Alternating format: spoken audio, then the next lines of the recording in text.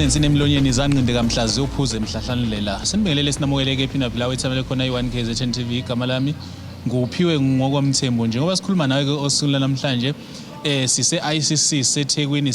kwele kaBanana ke siudla susheba nolwandle nokulapho khona ke sihamba nomnyango wezokubusa ngokubambisana neindaba zomdabu esifundazweni saKwaZulu Natal uholwa ke umfundisi uThula Sizwe Buthelezi ingwedla ngamabala amhlophe ezinye zidla ngamabala amnyama namdaka inhloso enkulu namhlanje kula khona ke bekuyi-graduation yamakhosi sokhumbula ukuthi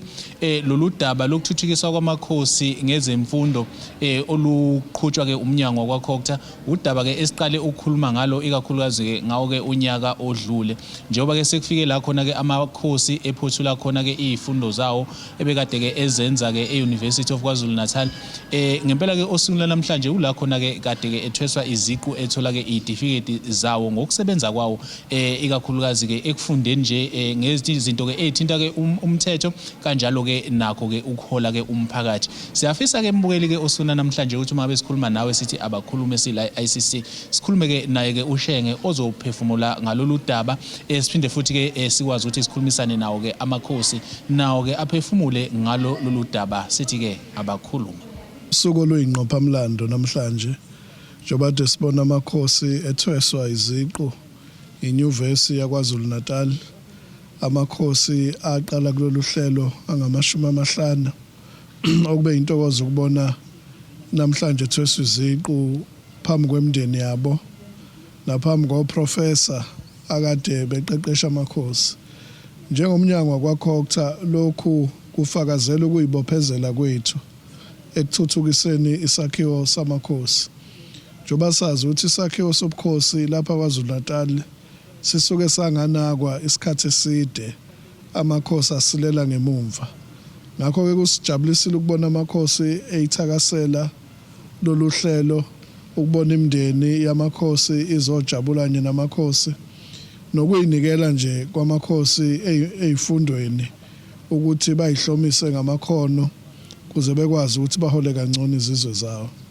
mbukeli ke njengoba bengeke ngasho ngathi ke siyokhuluma nawo ke amakhosi bekade sikhuluma ke naye ke umhlonishwa uButhelezi bekade echaza kabanzi ngokuthi ke lolu hlelo ke lusho ukuthini kanti futhi ke ithini inhloso yalo ngokuqala kwalo kodwa siyafisa ukuthi sikhulume nawo ke amakhosi abe ingxenye yalolu hlelo aphinde ke aba ingxenye yokuthweswa ke iziqu osukwini namhlanje nawo ke amakhosi siwathola kulo lolu hlelo sithi ke abakhuluma mhlawumbe nje sithokozela kakhulu leli thuba indlela nje elenzeke ngayo ngifisa nje mhlawumbe ukuqala ngibonge umnyango wethu wakwaCocta okuwumnyango ophethe ubukhosi la KwaZulu Natal ngibonge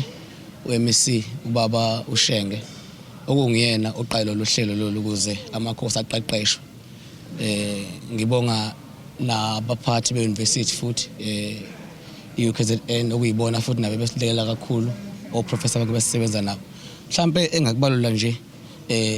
le luqeqesho lusikhanisele kakhulu ngokusebenza kwethu njengamakhosi ukuze sikwazi ukulelela imiphakathi yethu ikwazi ukuthuthuka iye phambili kuningi bese kufunda nokuqonda umthetho wezwe ukuthi kufuna ukuthi umthetho singamakhosi siwuphathe kanjani singaphatha abantu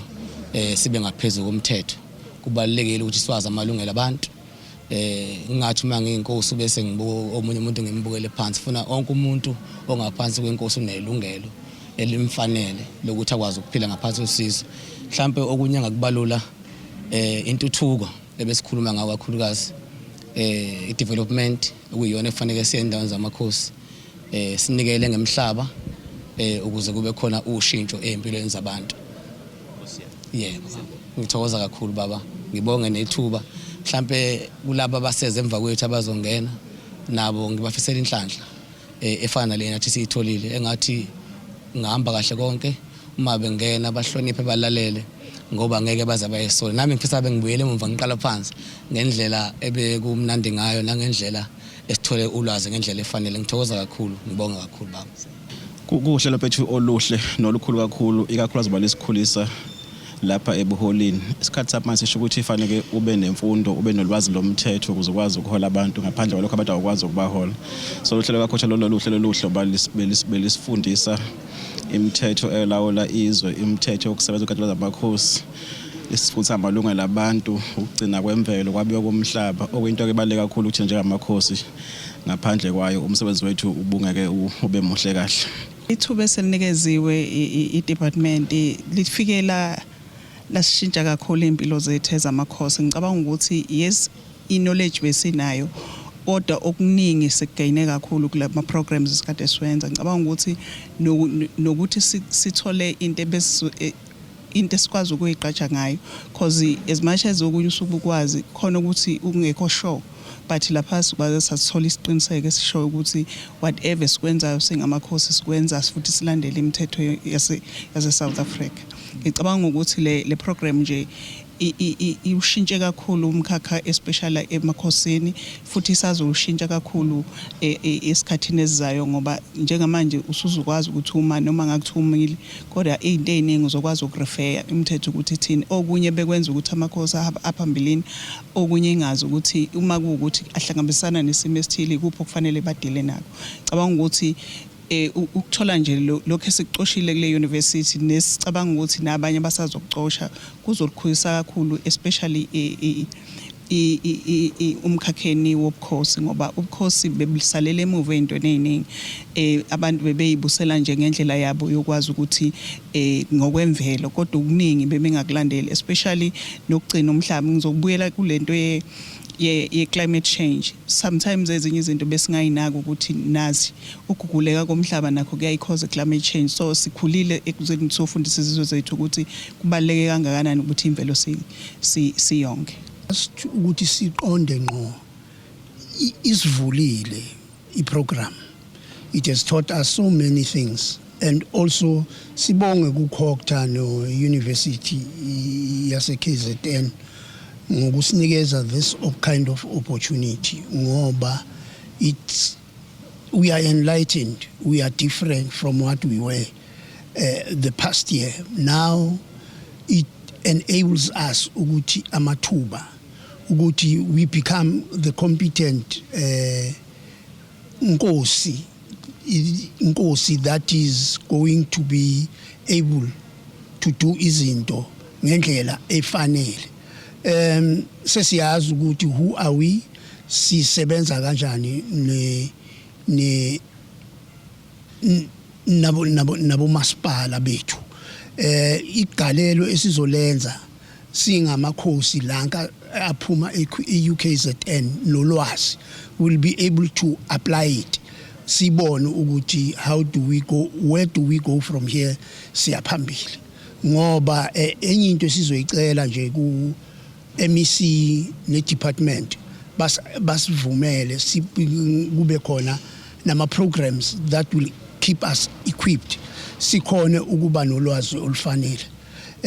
sibone ukuthi uma siyaphambili senze njani. Angibabongele labo abathuthuka kulo nyaka ukuthi befunde nabo. Ngicela ukuthi bezimisele kakhulu ngoba uhlelo luzobasiza lobakhulisa njengabaholi. Ithuba elihle fanele bebabezela zombili. Liyobasiza kakhulu ekusebenzeni kwabo njengamakhosi. Ikakhulu amakhosi lawa asemafishane asebekhathi side sebenza akona kudinga kakhulu. So uma esefikile alinikeza ithuba sicela alibambisise esiqiniseko sokuthi ngempela yafunda njengoba kuthiwa bazofunda engenze okunye okuphambene nalokho. Nansi embukelike into evelayo nento ke ngempela ke ehlaba ke umxhwele, kumbe ke singaphinde siyibeke sithi is very interesting into ethi njengoba ke lamakhosi athole leli thuba lokuthi ethuthukise ngezemfundo, kodwa into evelayo ithi kukhona ke amanye ngempela ke athe cha yize sekufike lesikhathi sokuthi ke ethweswe ke iziqu noma ke athole iziqu zawo, kodwa ayafuna ukuthi ke aqhubekele phambili ahlabele imgama ngaloke uthi uhlelo ke oluthinta ke ezemfundo. Kula khona ke ngempela sibona ke ukuthi lolu hlelo siluyaqala luthela ke izithelo kubhekwe phambili. Siyafisa nje ukuthi sikhulume ikakhulukazi ke nayo ke inkosi esitheke iyakwazi ukuthi ke iregistele ke umkhakha olandelayo kulona ke lolu hlelo ngaphambi ukuthi ke siphinde sibele kuyena ke ushenge sisasho sithi ke abakhulumi. Currently I'm registered ne University Regenesis. I'm currently studying LLB as one of the programs as supported by MEC. Ngaloko nje sithanda ukubonga ukuthi amakhosi akuona lamakhosi akudala. sikumethi sibe lamakhosi afundile sineyinkinga eNdlunkulu which if sinama qualifications are correct singaba uncedo sibe uncedo nasebukhosini ngaloko ngiyabonga. Singayithatha nje inkosi yakwaGule ezoqhubeka nezifundo ngokugcwele kwezomthetho njengamanje futhi khona nenkosi yakwaMdlalose oThaka ebaQulusini efunda eUnisa izifundo zomthetho esikukhuthazayo lokho ukuthi amakhosi ayithuthukise ngemfundo ngoba lokho kuzohamba ibanga elide izifundo ebeyifundwa amakhosi sihlanganisa ezokuphathwa